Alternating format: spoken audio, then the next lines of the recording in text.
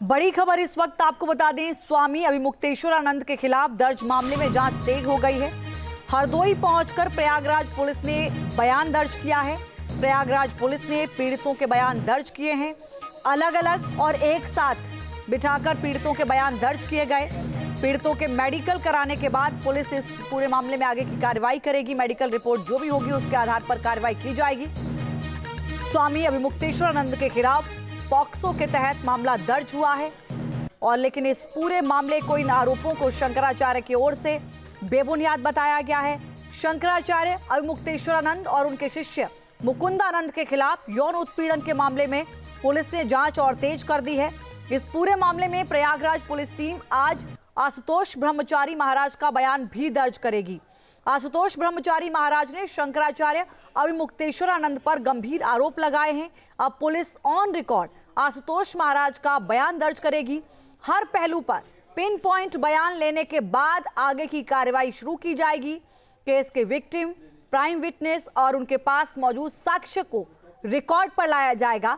आशुतोष महाराज ने जिन भी लोगों को नामजद किया है, पुलिस उनके बयान लेगी और इसी के बाद पुलिस दोनों नाबालिग लड़कों का कैमरे के सामने बयान दर्ज करेगी।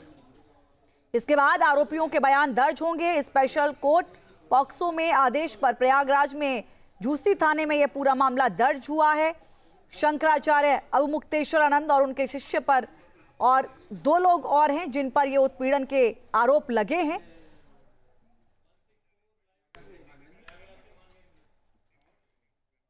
अभिमुक्तेश्वरानंद पर एफआईआर दर्ज कराने वाले आशुतोष पर भी आरोप लगा। ये बड़ी खबर आपको बता दें, एक नया मोड़ इन आरोपों ने दिया है इस पूरे मामले को।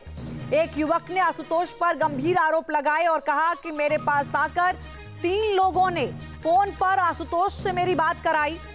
शंकराचार्य पर बेटियों के जरिए आरोप लगाने की बात कही गई थी। मैंने आशुतोष की बात को नहीं माना, कोई आरोप नहीं लगाए। मामले में शंकराचार्य अभिमुक्तेश्वरानंद का बयान भी सामने आ गया। वो कह रहे हैं कि प्रलोभन देकर मेरे खिलाफ खड़ा करने का प्रयास किया गया था लोगों को, लेकिन ऐसा नहीं हुआ और अब जो आरोप है वो बेबुनियाद मुझ पर लगाए गए। तो उन्होंने कहा कि ऐसी बात है, आपके एक बहुत अच्छे खास है, तो उनसे हम बात कराते। तो हमने कहा किससे बात करानी है, बात कराइए। तो उन्होंने अपने फोन से मेरी बात कराई। तो उन्होंने उधर से वो बोले कि मैं आशुतोष पांडे बोल रहा हूँ। तो हमने कहा बताइए जी। कहने लगे कि पहचाने हो? तो हमने नहीं पहचान पाए। बोले पहचानिए देखिए। तो हमने कहा अच्छा जी भैया प्रणाम। आवाज समझ में आ गई। तो हमने कहा जी भैया प्रणाम बताएं। कहने ठीक है, वो सब बढ़िया है। हमने कहा, कहले वो हम आ नहीं पाए। तो हमने कहा इतना ज्यादा हमारा क्लोजपन भी नहीं रहा, लेकिन जिस तरीके से उन्होंने हमसे कहा कि यार कि स्वामी जी हैं, वो बहुत ज्यादा है, उनको ठीक करना है थोड़ा सा, उसमें आप करिएगा।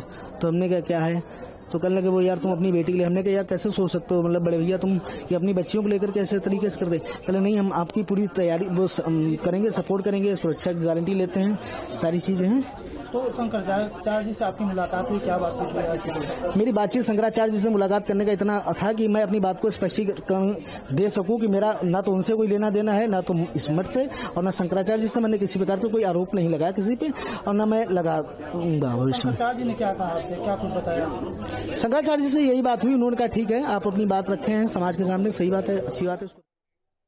इस बीच हरदोई के पत्रकार रमाशंकर दीक्षित शंकराचार्य अभिमुक्तेश्वरानंद के पास पहुंचे। उन्होंने अपनी बात बताई और ये बताया कि लड़की के जरिए, बेटी के जरिए फर्जी केस लगाने का प्रलोभन दिया गया था। उनको आपने सुना। मतलब जैसे आप बहुत बड़ी प्रेस कॉन्फ्रेंस हो रही है, बहुत बड़ी मोटरसाइकिल है, मकान है, अपना खुद का है, बहुत बड़ी प्रेस कॉन्फ्रेंस हो रही है। मैं गाँव में बात मकान भी है, माता जी भी है। हमने कहा हमें ऐसी कोई मतलब जरूरत नहीं है। तो उन्होंने कहा कि हम आर्थिक रूप से, वो कह रहे थे कि लगातार आर्थिक रूप से मदद करेंगे।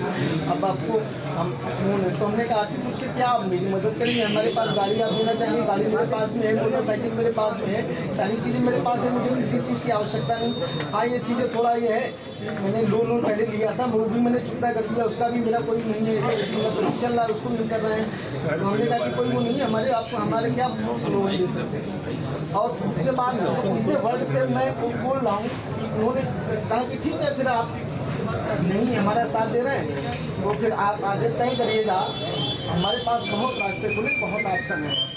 आप मेरे लिए, तो हमने कहा ठीक है, तो उन्हीं के लोग बात करा रहे, तो हमने कहा नीचे कर लो। अच्छा ये बताइए, आरोप किन पर और क्या लगाने के लिए कर रहे थे? 2 लाइन में बस बता दीजिए, किन पर और क्या लगाने के लिए कर रहे थे? आरोप उन्होंने कहा कि एक स्वामी जी है, तो मैंने कहा कौन स्वामी जी? शंकराचार्य अभिमुक्तेश्वरानंद ने अपने ऊपर लगे सभी आरोपों को सिरे से खारिज कर दिया है और इसे साजिश करार दिया है। एक परिवार आज हमारे पास आया, उन्होंने एक पत्र हमको दिया, हमने उसको पढ़ा। उन्होंने हमारे पूछने पर बताया कि आशुतोष महाराज ने हमें ये कहा कि तुम्हारे माइनर बच्चियां हैं, उनका नाम लेकर के अभिमुक्तेश्वरानंद के ऊपर आरोप मढ़ दो, हम तुमको बच्चियों के विवाह आदि के लिए पर्याप्त धन उपलब्ध करा देंगे, कोई तकलीफ नहीं होने देंगे। और जब हमने ये कह करके मना कर दिया कि हमारे परिवार में पहले दंडी सन्यासी हो चुके हैं, हम लोग परंपरागत लोग हैं, ये हम नहीं कर पाएंगे, महाराज को हम जानते भी नहीं है, कभी मिले भी नहीं हैं, और उनके लिए इस तरह का आरोप हम नहीं लगा पाएंगे, तो उन्होंने धमकी दी कि फिर देख लेना, अपने आप को बचा के रखना। तो ये गंभीर बात है कि इस तरह से लोगों को प्रलोभन दे करके या धमका करके हमारे विरुद्ध खड़ा करने का प्रयास चल रहा है, जिसका पता चलता है। हाँ, हमको ये इस घटना के बाद जब वो आकर के बता रहे हैं, इससे अनुभव हो रहा है कि ये नीति बन चुकी है संभवतः कि एक के बाद एक इनके ऊपर जाल बुन करके इतना इनको फंसा दो कि उसी में उलझ करके रह जाएं। गौ माता की रक्षा की जो आवाज ये उठा रहे हैं वो बंद हो जाए। और हम पहले से कह रहे थे कि गौ हत्या की बंदी की जो आवाज हम उठा रहे हैं उसको बंद करने के लिए ये सब हो रहा है, अब वो और ज्यादा प्रमाणित होने लगा। महाराज जी सीडी की भी चर्चा चल रही है, उसको लेकर भाई सीडी है तो सार्वजनिक कर दो। कौन सी सीडी है? किसी कैमरे में ताकत नहीं है कि वो दृश्य बना ले। 2 सहयोगी इस वक्त हमारे साथ जुड़े हैं। प्रयागराज से मानवेंद्र सिंह है, वाराणसी से सुशांत मुखर्जी इस वक्त मेरे साथ जुड़े हैं। सुशांत, कल पुलिस पहुंची थी वाराणसी जांच पड़ताल के लिए, आज इस पूरे मामले में एक नया मोड़ आ गया। एक शख्स जाता है शंकराचार्य के सामने और वो कहते हैं कि मुझे प्रलोभन दिया गया। जो शिकायत करता है उसकी ओर से फोन पर 3 लोगों के द्वारा बात की गई और कहा गया कि अपनी बेटियों के जरिए आरोप लगाइए। एफआईआर के बाद जांच चल रही थी, विवाद और ज्यादा बयानबाजी में घिरता जा रहा था, लेकिन इस नए विवाद ने, इस नए बयान ने इस नए मोड़ दे दिया इस पूरे मामले को।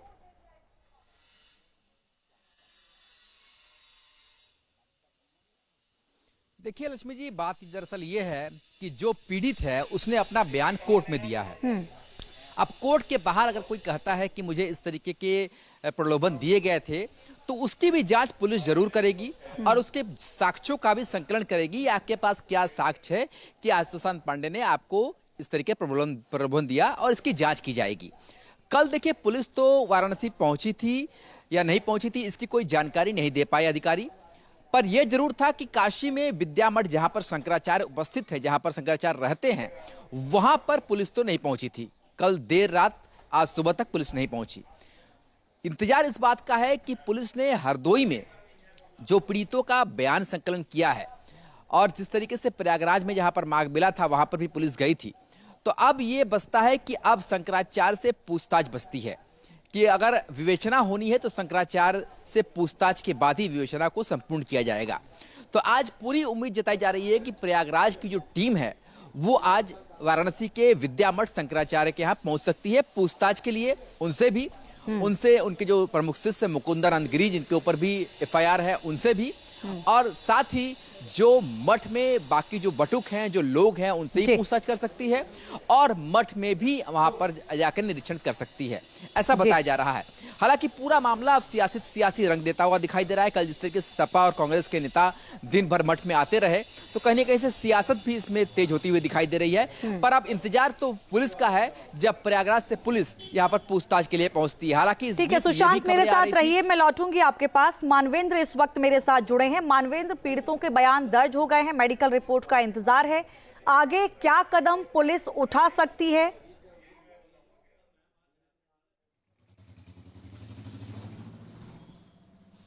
जी देखिए, इस पूरे मामले में जो सबसे पहले जो वादी मुकदमा होता है, जो आशुतोष ब्रह्मचारी हैं, उनका बयान दर्ज होगा और उनका बयान आज दर्ज किया जाएगा और बाकायदा रिकॉर्ड पर लाया जाएगा, क्योंकि जो प्रोसेस है उसमें बयान को रिकॉर्ड किया जाता है। तो आशुतोष ब्रह्मचारी का आज पुलिस की तैयारी है उनका बयान दर्ज करने की। इसके बाद जिस तरह से जो पीड़ित बटुक हैं उनसे पुलिस ने कल जो है पहुंच करके पूछताछ की है, उनसे बात की है, उनका बयान भी उसके बाद जो है रिकॉर्ड पे लाया जाएगा और उनका बयान बाकायदा वीडियो के ज़रिए रिकॉर्ड होगा और उसके बाद जो सरकारी अभिलेख हैं उसमें दर्ज होगा। और उसके बाद फिर अगला जो स्टेप होगा पुलिस का, वो पुलिस पहुंचेगी वाराणसी में, चूँकि साक्ष्य संकलन करना होगा और आरोपियों का बयान उसके बाद दर्ज होता है। चूँकि पहले जो आरोप लगाने वाले हैं उनका बयान होता है, पीड़ितों का बयान होता है, उसके बाद पुलिस पहुंचती है आरोपी के पास। तो फिर अगला स्टेप होगा पुलिस का वाराणसी पहुंच करके अभिमुक्तेश्वर आनंद और उनके शिष्य और जो बाकी के 3 लोगों के नाम दिए गए अज्ञात में, उनसे प्रयास होगा पुलिस का पूछताछ करना और साक्ष्य संकलन करना। साथ ही जो पीड़ित बालक हैं उनकी मेडिकल की प्रक्रिया भी होगी और उसके बाद पुलिस की जांच आगे बढ़ेगी। तो धीरे धीरे स्टेप बाय स्टेप, चूंकि पॉक्सो एक्ट में बिल्कुल मानवेंद्र, और देखना ये भी होगा कि जो आज एक नया बयान सामने आया है, क्या इसको भी उसमें शामिल किया जाएगा या नहीं। आप दोनों का बहुत शुक्रिया मेरे साथ जुड़ने के लिए।